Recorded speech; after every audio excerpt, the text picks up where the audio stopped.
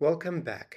We've just finished week 2, and if you're like most people, this is the week where the glamour of the journey starts to wear off and the reality of the daily grind sets in.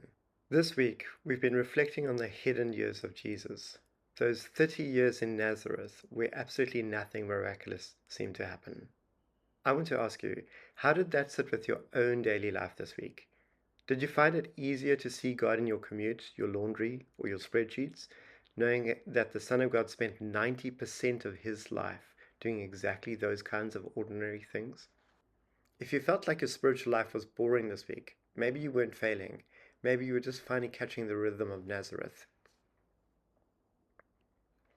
We've explored a big idea this week, that the Incarnation is the ultimate validation of our humanity. We talk about how this world, with all its mess and its shadow of absence, is exactly where God intended us to be. How did that change the way you looked at your struggles over the last 7 days?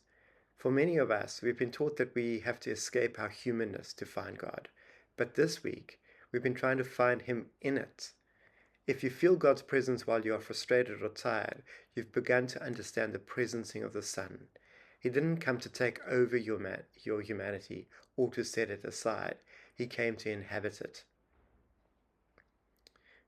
We've also looked at the non-coercive nature of the kingdom. We talked about how God is not a puppeteer and how He works in cooperation with us, not coercion. Think back on your week. Were there moments where you were waiting for a divine takeover, waiting for God to just fix the situation or override your will, and instead you found a gentle invitation to cooperate? We saw this in Mary's yes. She had to give her agency before the Word became flesh. Did you find yourself offering your own yes in the middle of a difficult conversation or a moment of temptation this week? That is the kingdom breaking in. It doesn't force its way in. It waits for the door to be opened from the inside. Let's check in on your receptive contemplation. This week, sitting in that chair might have felt like sitting in the carpenter's shop in Nazareth. No big voices, no flashes of light, just the quiet presence of a partner who is comfortable with silence. If you struggled with feeling like God was absent this week, I hope you've remembered what we've discussed. God's silence is not the same as His absence.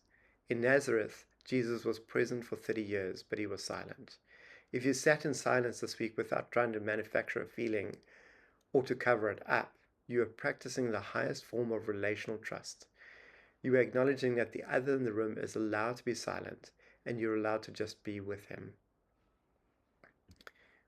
We're ending this week with a deeper understanding that this life is where we learn the difference between good and evil and where we grow into our own becoming. You aren't just trying to get through Lent, you are entering into the privilege of sonship. You're learning that the kingdom is about this world and about this life. As we move into week 3, we're going to see what happens when the hidden God steps out into the public and says, "Follow me." But for now, take a breath. You validated your humanity this week. That's a massive step. Looking back at the most mundane moment this week, can you see how there is a tendency to want to try and create an idea that God is there with you when God is actually hidden to you? And what is it like to actually step into that hiddenness, to recognize that you are not finding God? And how do you feel about that? And then there's something else I want to leave us with. Before you start week 3, look at your hands. Remember that the eternal Word had hands like yours, scarred, tired, and human. He validated your life. Believe Him.